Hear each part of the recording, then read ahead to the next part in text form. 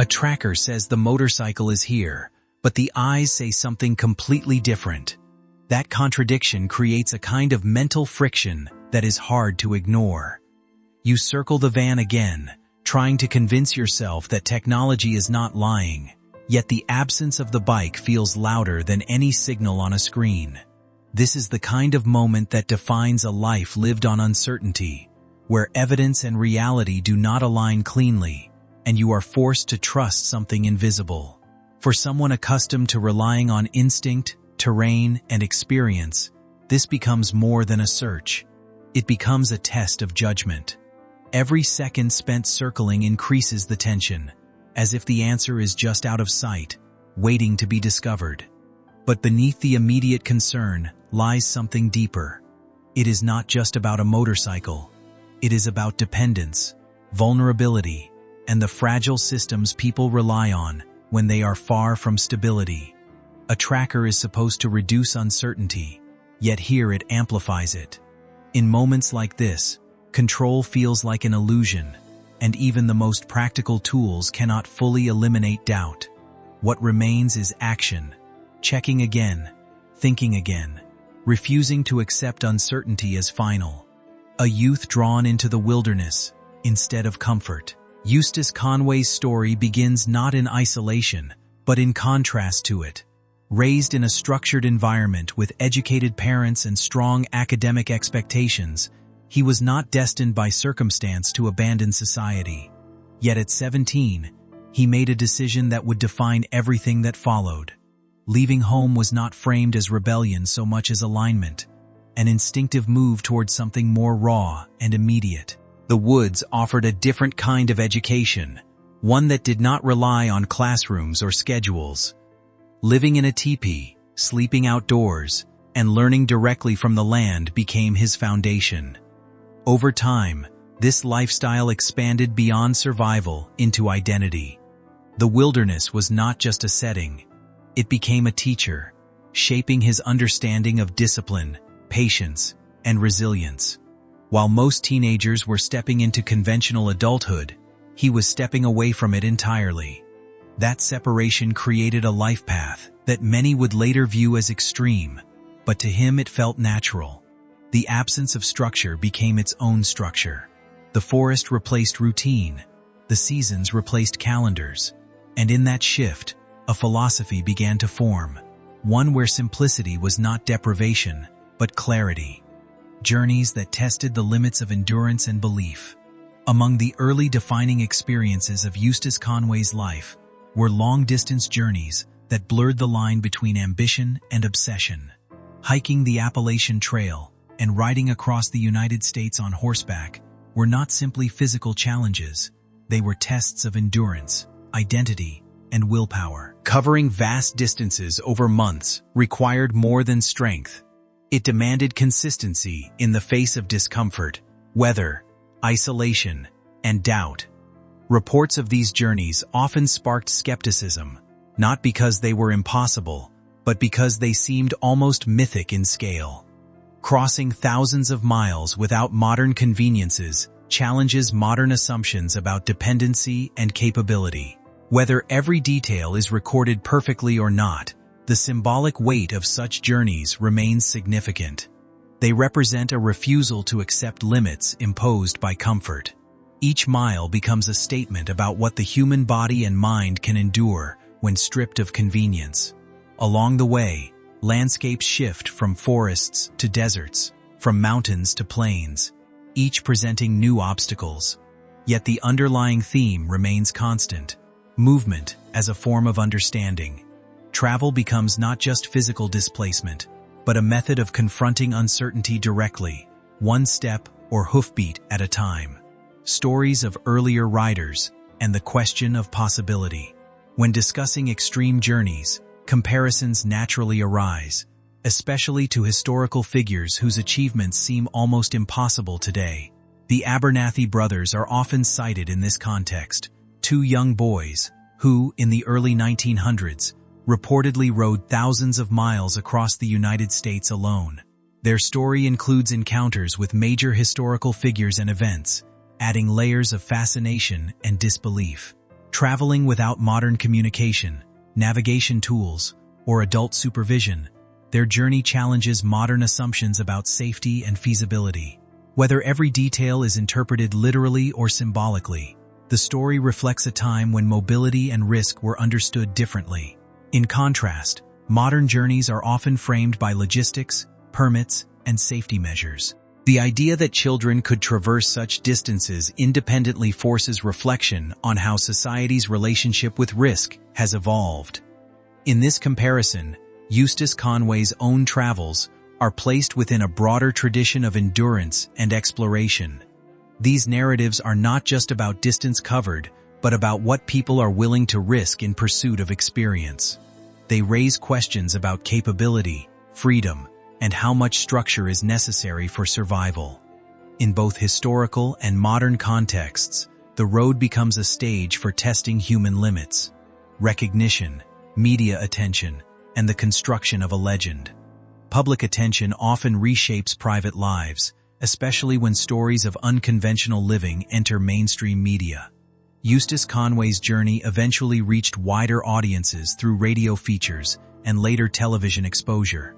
These portrayals framed him as a figure living outside modern expectations, someone who had chosen simplicity over convenience. Media narratives tend to compress complexity into digestible themes, and in doing so, they often elevate individuals into symbols rather than fully dimensional people. In this case, the image of a man living in the wilderness became both inspiring and controversial. Some saw authenticity, others saw performance. Recording parts of his journey for broadcast introduced another layer of interpretation, where lived experience became content. This shift changes how actions are perceived, because they are no longer only experienced, they are witnessed. The transformation from individual to public figure creates tension between intention and perception. A life lived for personal meaning becomes a story consumed by others. With that comes expectation, scrutiny, and sometimes misunderstanding. Yet media attention also amplifies reach, allowing ideas about self-reliance and alternative living to circulate far beyond their origin. In that sense, the legend is not just created by the subject, but by the audience that engages with it. Philosophy of freedom and life beyond conventional structure. At the core of Eustace Conway's worldview is a definition of freedom that diverges from mainstream interpretation. Rather than associating freedom with mobility, wealth, or choice in a traditional sense, his understanding is rooted in self-sufficiency and direct engagement with nature. Freedom, in this framework, means dependence on one's own labor, awareness of natural cycles, and rejection of systems that remove people from direct consequence. This philosophy aligns with thinkers like Henry David Thoreau, who also explored isolation as a means of clarity. The idea is not escape, but immersion, removing artificial layers to understand essential reality. Daily tasks, such as building shelter, growing food, and managing resources, become acts of independence rather than necessity alone. This perspective challenges modern assumptions about progress, suggesting that advancement can sometimes create distance from fundamental human skills. However, this approach is not without difficulty. It demands constant effort and acceptance of hardship as normal rather than exceptional. It also requires a mindset that values process over comfort. Within this philosophy, even small interactions with nature, weather, soil, animals, become meaningful data points in a larger system of understanding. Turtle Island and the creation of a living experiment. Turtle Island Preserve emerged as a physical expression of Eustace Conway's philosophy. Located in North Carolina's mountainous region, it was designed as a working demonstration of traditional living practices. Rather than functioning as a preserved historical site, it operates as a living environment where people can learn through participation. Structures are built using natural materials, tools are handmade or simplified, and daily routines revolve around manual labor and environmental awareness. The goal is not to replicate the past perfectly, but to reconnect with skills that modern life often sidelines. Visitors and interns engage in activities such as farming, woodworking, and outdoor cooking, all within a system that prioritizes direct experience. Over time, Turtle Island became both educational space and symbolic statement. It represents an alternative model of living, one that emphasizes responsibility and physical engagement with the environment. However, maintaining such a space requires continuous effort, coordination, and resources. It exists within a modern world even as it resists many of its structures. This tension between independence and interdependence becomes one of its defining characteristics: conflict with regulation and the pressure of modern systems. As Turtle Island expanded, it inevitably came into contact with regulatory frameworks that govern land use and construction. These systems are designed to ensure safety, consistency, and accountability, but they often conflict with unconventional building practices. Structures built by hand, without standardized materials or methods, can fall outside official guidelines. This created tension between the philosophy of the preserve and the expectations of local authorities. Inspections, reports, and compliance demands introduced a bureaucratic layer into what had been a largely self-directed environment. From the perspective of regulators, the concern was safety and legality. From the perspective of Turtle Island, the concern was preservation of method and intent. This difference in worldview made resolution complicated. Discussions about permits, codes, and structural approval became more than administrative. They became philosophical disagreements about how people should live and build. The situation highlighted a broader question about autonomy within regulated spaces. How much freedom can exist within systems designed to standardize behavior? And where does tradition fit within modern legal frameworks? These questions remain central to understanding the challenges faced by alternative living communities. Accidents, lawsuits, and the fragility of control life at Turtle Island was not without incident, and one of the most significant turning points involved a serious accident that led to legal consequences. An activity intended as educational resulted in unintended injury, leading to a lawsuit that brought financial and structural pressure onto the preserve. Legal settlements required payments that strained resources and forced difficult decisions. These events revealed how quickly stability can shift when responsibility and risk intersect. Even environments designed for learning and exploration are subject to the unpredictability of human error. The legal aftermath extended beyond finances, affecting perception and public narrative. What had been seen as a place of independence also became associated with controversy and liability. This duality reflects a broader reality. No system, regardless of philosophy, exists outside consequence.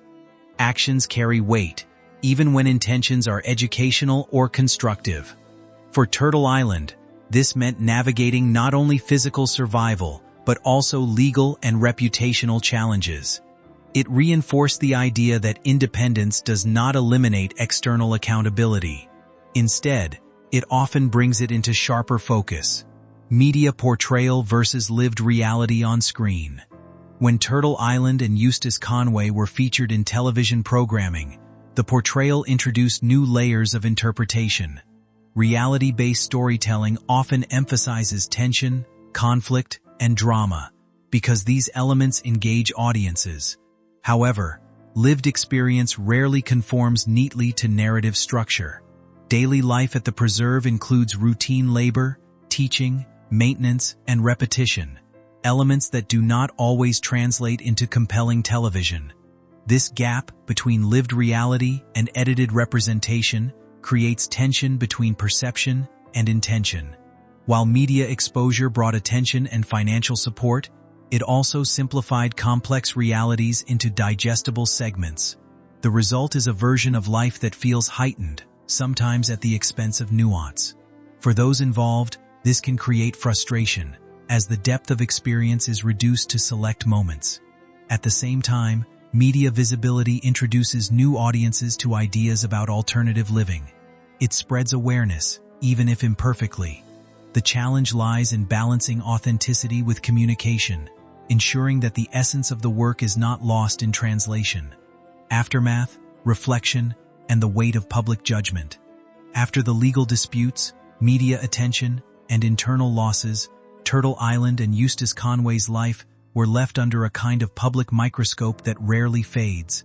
Every action, every decision, and every controversy became part of a larger narrative, shaped not only by those inside the preserve, but by outsiders interpreting it from afar. Public judgment tends to simplify complexity into categories: hero or reckless, visionary or impractical. But lived reality resists those labels.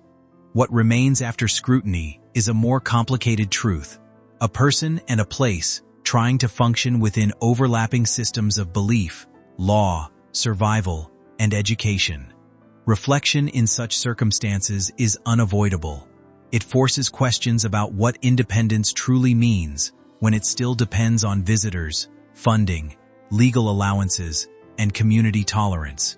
It also forces consideration of how much of a life built on principle can remain intact when exposed to constant external pressure. In this space between perception and reality, resilience becomes less about defiance and more about adaptation. The weight of public judgment does not simply fade. It lingers in reputation, in policy, and in the expectations of those who continue to arrive at Turtle Island, seeking meaning in a way of life that challenges their assumptions. The philosophy tested by reality rather than theory. Ideals about self-reliance and nature-based living often appear clear when discussed in theory, but they become far more complex when tested against real-world constraints. At Turtle Island, philosophy is not an abstract concept. It is continuously challenged by weather, finances, safety standards, and human limitations. The idea of living entirely off the land sounds cohesive until confronted with the practical demands of maintaining infrastructure, feeding people, and ensuring long-term sustainability. Every principle must be adjusted when reality introduces friction. This does not necessarily invalidate the philosophy. Rather, it reveals its boundaries. Living close to nature does not remove the need for organization or accountability. It simply changes how those needs are met. Over time, the gap between intention and execution becomes a space of constant negotiation. Some ideals hold firm, while others evolve under pressure. The result is not purity, but persistence. What emerges is a hybrid system, part traditional, part modern, shaped as much by necessity as by belief. In this way, philosophy becomes less about fixed rules and more about ongoing adaptation to the conditions of real life. The human cost of living, outside conventional systems. Choosing a life that exists partially outside conventional systems comes with a cost that is not always visible from the outside. While such a lifestyle may appear free, it often requires constant effort to maintain basic stability. Resources must be generated through alternative means. Legal frameworks must be navigated carefully, and physical labor replaces many conveniences that others take for granted. This creates a form of exhaustion that is both physical and mental. There is also the emotional cost of isolation, misunderstanding, and external criticism. When a way of life does not fit neatly into societal expectations, it often becomes subject to judgment or skepticism. Relationships with surrounding communities, institutions, and even supporters can become strained under the weight of differing values. Yet despite these challenges, individuals drawn to such paths often remain committed because the trade-offs align with deeply held beliefs. The cost is not hidden, it is acknowledged and accepted as part of the structure of the life itself. What makes it sustainable is not the absence of difficulty, but the presence of meaning strong enough to justify it. Endurance, memory, and the continuing story of Turtle Island. Even as time passes and circumstances change, places like Turtle Island continue to carry memory within their landscapes. The physical environment becomes a record of years of labor, teaching, conflict, and growth. Buildings, trails, and open fields hold traces of the people who shaped them. Endurance in this context is not just about surviving hardship, but about maintaining continuity through changing conditions. Each generation of participants adds another layer to the story, contributing their own experiences while inheriting the work of those before them. Memory becomes embedded in routine, how tools are used, how food is prepared, how lessons are passed on. This continuity ensures that the essence of the place does not disappear, even as individuals come and go. The story is not fixed, it evolves, shaped by new challenges and interpretations. Yet at its core, it remains connected to the original intention, to engage directly with land, labor, and learning in a way that resists detachment. In that sense, Turtle Island is less a finished project and more an ongoing process, one that continues as long as people choose to participate in it. Community support and legislative intervention. As regulatory pressure increased, Turtle Island became the center of broader public debate. Supporters viewed it as a valuable cultural and educational space, while critics focused on compliance and safety concerns. This division eventually reached political levels, prompting legislative attention. Lawmakers introduced measures aimed at protecting unconventional educational and agricultural spaces from rigid building code enforcement. This intervention reflected recognition that not all structures fit traditional categories. As a result, certain exemptions were created, allowing places like Turtle Island to continue operating under adjusted guidelines. This outcome demonstrated how public opinion, media attention, and political advocacy can intersect to influence policy. It also highlighted the complexity of governing spaces that exist outside standard frameworks. While the resolution did not eliminate all tension, it provided temporary stability and allowed operations to continue. For Turtle Island, it was a moment of relief after prolonged uncertainty, but also a reminder that external systems still play a decisive role in its survival. Loss of Preston Roberts and the emotional core of the story. One of the most profound emotional events in the Turtle Island narrative was the death of Preston Roberts, a close friend, teacher, and collaborator. His presence had been central to the daily life of the preserve, not only through practical work, but through mentorship and emotional support. His passing after a sudden illness created a deep void within the community. Grief in such environments is not just personal, it is collective. The absence is felt in routines, in conversations, and in the physical spaces he once occupied. Tributes reflected admiration not only for his skills, but for his character, generosity, and dedication to teaching others. His legacy became intertwined with the identity of Turtle Island itself. For those who knew him, his influence continued through memory and practice. The loss underscored the fragility of human connection in environments built around shared labor and purpose. It also marked a transition point, where continuity had to be maintained despite emotional disruption. Legacy, continuation, and the weight of what remains. In the aftermath of loss and legal struggle, Turtle Island continues to exist as both place and idea. Its ongoing operation reflects persistence in the face of change, uncertainty, and external pressure. The philosophy behind it remains rooted in hands-on learning and direct engagement with the natural world. Yet the reality of maintaining such a space requires constant negotiation between ideals and practicality. Over time, what remains is not just the physical structures or programs, but the accumulated impact on those who pass through. The legacy is carried in skills learned, perspectives shifted, and experiences lived. Eustace Conway's story, along with those who worked alongside him, illustrates a broader question about how people define meaning in their lives. Whether through solitude, community, or confrontation with systems, the search for authenticity continues. The mountains, the land, and the structures built upon it serve as reminders that every way of life carries both cost and value. And in that balance, the story continues beyond any single individual or moment.